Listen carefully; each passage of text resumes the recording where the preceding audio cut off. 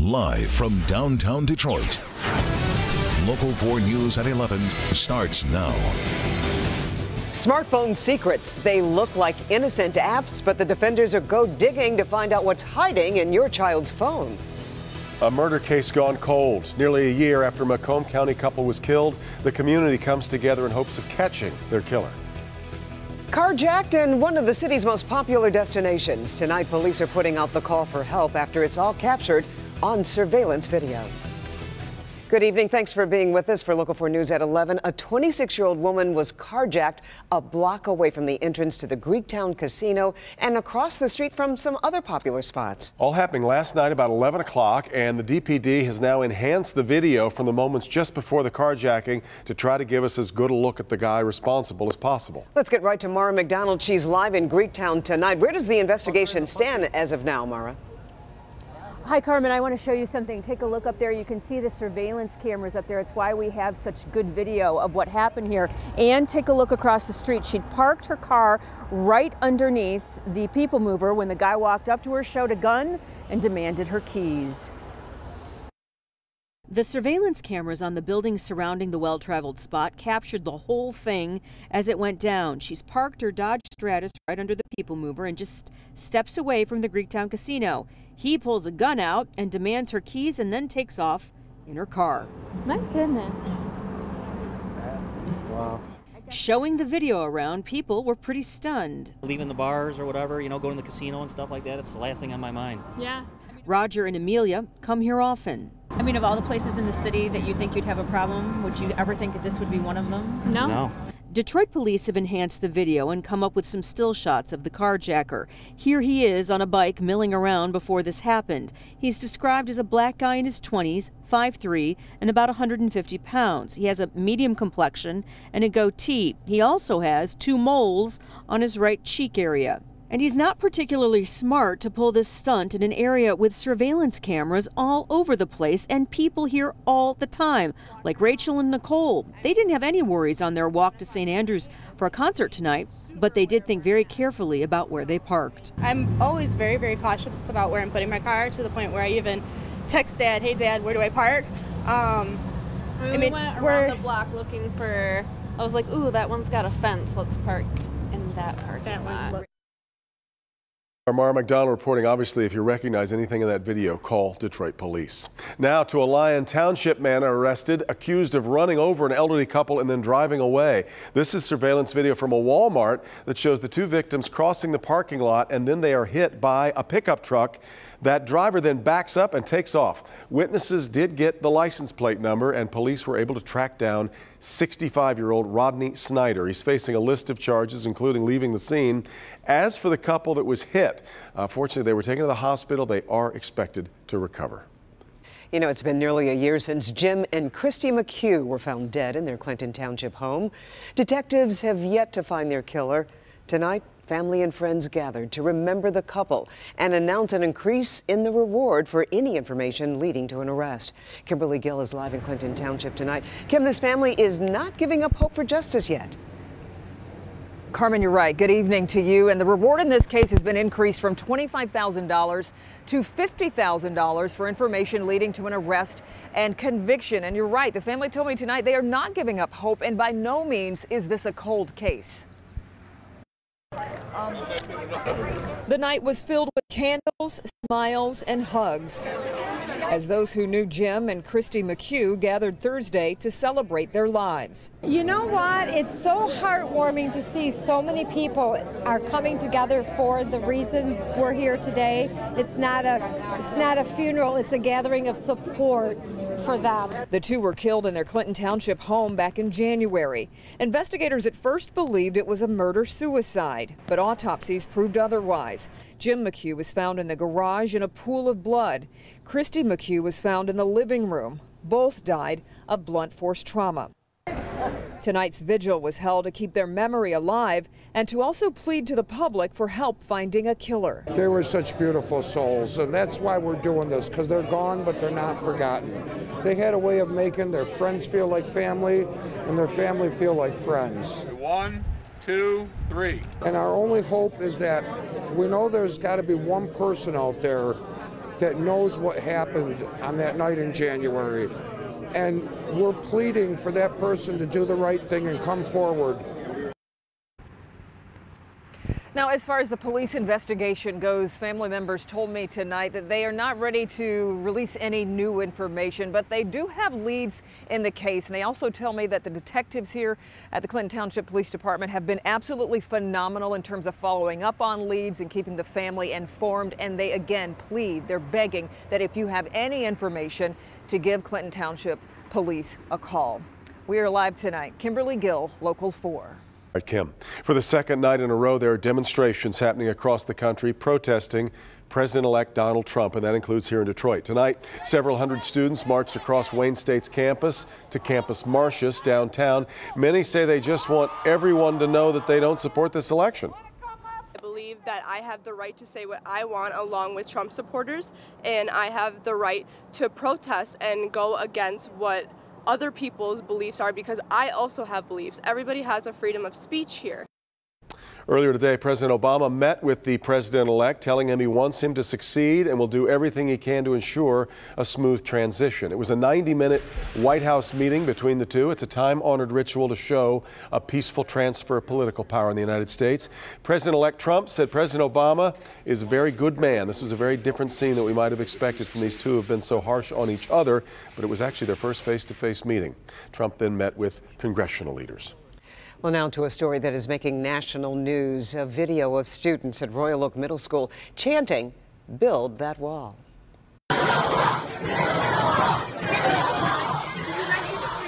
What you're seeing is student video, I should say student cell phone video from lunch yesterday. The video shows students marching and chanting. Today, students, parents, and faculty had mixed feelings about it. Some parents even took their kids out of class, but the school jumped in quickly. Anytime there's a comment or an action that causes a student to experience pain or to feel unsafe or unvalued, it is serious and it deserves a full response. Now, whether the students in that video will be disciplined for the chant, the district says they will not comment. Charges could come tomorrow against a man suspected of abusing a 3-year-old boy inside a Melvindale home. Police say a mother came home this morning to find her son hiding in a closet, and he had cuts and bruises on his face and head. He had whip marks on his back, and his legs and hands were duct taped. The woman's ex-husband, we should mention, is not the boy's father, but it's the woman's ex-husband who is accused of beating him. He says it was an accident. The man will remain in jail tonight as that investigation continues. Well, a federal judge ruled today that state officials must deliver bottled water to the homes of Flint residents who don't have properly installed and maintained water filters. The injunction was issued today. It's effective immediately. 4 cases of water must be delivered to each resident every week for those households that qualify. The state must also keep distribution centers open for those who don't want delivery. A progress report must be filed by December 16th showing compliance with the order. It's only been about 36 hours, but could President-elect Donald Trump already be planning his re-election? Well, we'll tell you what his campaign is doing right now that suggests he might be. Plus, he barges in and refuses to leave. What sparked this wild courtroom brawl? Coming up in a few minutes. Say, Ben? Devin, today's 60-degree highs have gone on vacation for a little while. We're going to be a little bit cooler tomorrow and even more cool as we head into the weekend. We'll check that out next. Get ready. Do you know what this is? I have no idea. The Defenders exposing ways kids, spouses, and others are hiding things on their cell phones. Can I show you just for safety? And with a few clicks, what we can discover about you. That's scary. Okay. 15 visits recorded. It's a Defenders special report next. Coming up on Friday on Local 4 News today, all the overnight breaking, trending, and stories that'll have you talking. Plus, we inspire today. And I think Tracy deserves a nice, stress-free day to relax. I'm sorry. A local woman still grieving the loss of her mom, and now her best friend and co-workers help her deal with an incredible loss in a very inspiring way. That's tomorrow at 5 a.m. And all through the morning, always on the 4s, weather and traffic. Join us from 4:30 to 7 a.m. tomorrow. We'll see you when you wake up. Think you know what's going on your child's phone? Looks like a calculator, and it's actually a secret vault for photos. Could you pass the test? The Defenders exposing that and showing unsuspecting people how they are tracked. You know, some apps make your life easier, but then there are others that are intended to hide things from others. Do you know the difference? Yeah. Do you know your phone could be tracking you on a level that you don't even realize? Local 4 Defender Karen Drew put some unsuspecting people to the test. Our cell phones, they're with us everywhere we go. But did you realize they also carry information about you that you may not even realize? You've been in Orchard Lake, Farmington Hills, West Bloomfield. That's Scott Bailey from N1 Discovery in Troy. He's a digital forensic expert. Click on Farmington or there. That's scary. Okay. 15 visits recorded. This West Bloomfield mom of 2 had no idea how exact that tracking was. Actually, The times. That's a lot. I guess to see it is different than think about it. yeah, isn't it kind of crazy? Like you can actually see where you've been and how long and Yeah. how does it work? It's actually not easy to get to. I sat down with Bailey for an explanation. First, you go to settings. You click on privacy. Then go to location services, scroll down to system services, then find frequent locations. I see you've been in Detroit 6 times, Birmingham twice. So let's just take a look at Detroit. Let's see where you've been. So what was this like Michigan Avenue one? That was, I had lunch. Well, let's look. Did you have lunch at Bobcat Bonnie's? Yes. Wow, they even have the time. And how long you were there? Don't like all that information kept on your phone? Then shut off frequent locations. I'll have Android information for you users as well coming up. Do you know what this is? Now, time to see what people really know about the apps on their kids' phones. I've got a stack of app signs. And these two are my friends. They're digital experts. Oh, okay. Time to test. Most are aware of Instagram. Surprisingly, many didn't know about Snapchat. You take a photograph and or a short video, and it deletes itself after a certain period of time, and obviously it's hard to track what has been sent. What about this one? What that is? No. Well, it looks like A calculator. but it's not. Right. They're fake calculators, Okay. and then they can take pictures and they can hide those pictures and you wouldn't even know. Okay. Do you know what this app is? No idea. It's called Yik Yak. You can actually communicate to people within like 5 miles. Anyone. Anonymously. And why do people buy that? Exactly. Well, Okay. because then they can communicate and you wouldn't show up in their text messages or their emails, so they could be on this app and you wouldn't know. And that's the point of our story, to make parents aware of these apps, that they exist solely to hide information. And this is a good reminder. Warn them, new ones are coming out every day, and teach how to spot them. Does it worry you? Do you think you might actually take a closer look at their phones? Yes, I might. I have posted video links to go step by step for iPhones and Androids if you want to have your phone stop tracking your frequent locations, as well as more information about new apps that you really should be aware of that can hide things from parents. I've got that whole list posted on the Defenders page of clickondetroit.com. I'm Karen Drew, Local 4 Defenders. Now I want to go check out my phone just to see if it knows where I've been in the last few weeks. When we say there's an app for that, it's not all good. It's a little bit everything. Yeah, it is. All right. Let's bring in Ben on a chilly night tonight. Yeah, you know what? Last night we were chilly as well, but we moved 30 degrees between our low and our high. About there. Not going to see that Not tomorrow. happening anymore. Yeah. Nope. We will start out a little bit milder than what we did yesterday. You're looking at today's numbers. 35 is where we started out this morning, and you can see we skyrocketed up to 63 in the afternoon. That was only 5 degrees away from a record high, so that 28-degree spread is not going to happen. As we get into tomorrow, we're going to be looking at that probably about 8 degrees or so from low to high. Here are the current numbers outside. 52 at Metro, very similar numbers outside, but we're going to keep those skies clear, and a cold front is coming through. A little difficult to tell on the satellite radar. Usually can see the clouds and the showers, although there is some moisture hanging around the UP. A lot of what is going to come through with this front is going to be on the dry side of things. So it will shift the wind around, so we're going to get more of a north wind tomorrow. The only other thing that we may notice is there could be a couple sprinkles here in the thumb. It's an outside shot in our north zone, but I think the clouds will be on the increase, at least in the eastern half of the area. High pressure will eventually take hold. That's going to mean sunshine for the weekend.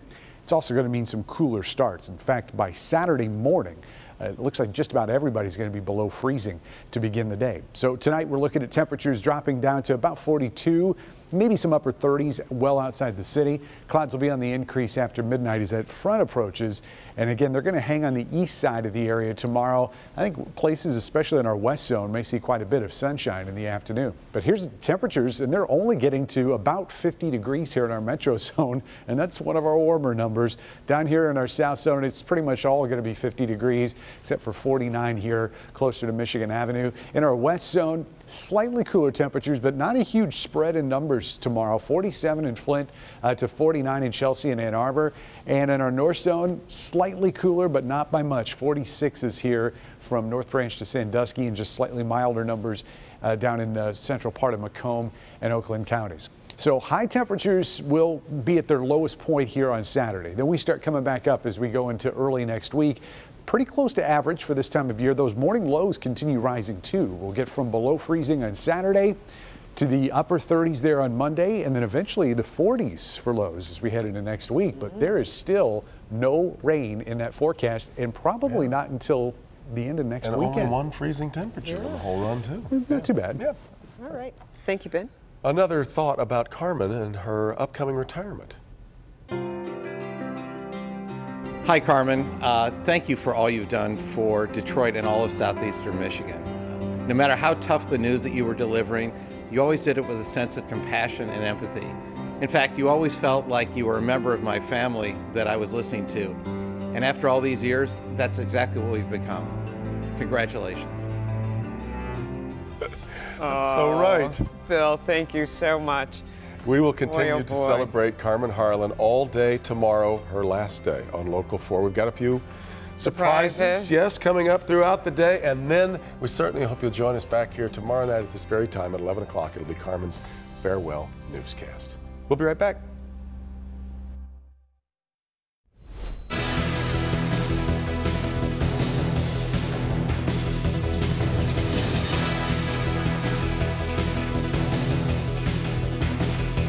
This is disorder in the court. Police forced to tackle a man who burst into an Ohio courtroom demanding to speak to a judge. The 56-year-old man barged in during a hearing. When the judge ordered him to leave, he refused. So police and a witness forced him into the hallway, wrestled him to the ground, and arrested him. He's charged with assault and contempt of court. 36 hours after Donald Trump won the presidential election, his campaign committee sent out an email asking supporters for money. The subject line said, "Thank you," and then there's a bright red contribute button at the bottom of the email. Could be one of two things. President-elect Trump could be raising money to pay off any debts he collected while campaigning. Could also already be focusing on raising money for re-election in 2020. Both of those things are permissible by law. You're never really out of an election cycle once you're in. Condolences are pouring in on social media as people pay tribute to one of the most singular voices in the world of music, Leonard Cohen. That's right. Leonard Cohen, the singer, songwriter, and poet, died today in Canada. He was best known for songs like Hallelujah and Bird on a Wire. Cohen was 82 years old. Well, traffic backed up on an Orlando road as a wildlife conservation group rescued two bald eagles that were stuck in a storm drain. A crowd actually gathered to watch as one eagle appeared to be trapped on top of the other. Look at this picture. The crews, as they got closer, one of the eagles was able to fly away, but the other struggled, moved around, ducked further into the sewer for a while. Officials reached in and were able to pull it out uninjured, but it is still unclear if one eagle was protecting the other or if the two had perhaps been fighting. But a storm drain is not exactly natural habitat for a bald eagle. You don't see them that often, so when you do, I'm sure it drew quite a crowd too. They're gorgeous. You could draw a metaphor on Election Day and the eagle fighting. I don't know. How about that? How about the eagle flies on Friday, and then Saturday, Bernie goes out to play. Wait, are you the eagle? Are you the eagle that's flying on Friday? I just heard that. Yes, I will be, but we'll talk about sports right now. Okay. What do you have? Wait, no, we're doing. Is this the tease? I've just lost my train of thought. Yeah, just tell us what's coming up. Red Wings, Cavaliers at the White House, and Synapse Labs, which I just had. I'm Gene. Carmen, thank you for all that you've done for all of us. Thank you for everything that you've done for Detroit, and me in particular. I know there were a lot of nights when you and Bernie had a lot of fun laughing at me when y'all broke me into this business, but it's because of you and because of people like Bernie that I'm still here. So thank you for everything that you've done for us, and thank you for everything that you've done for Detroit. Carmen, have a beautiful retirement, and we love you.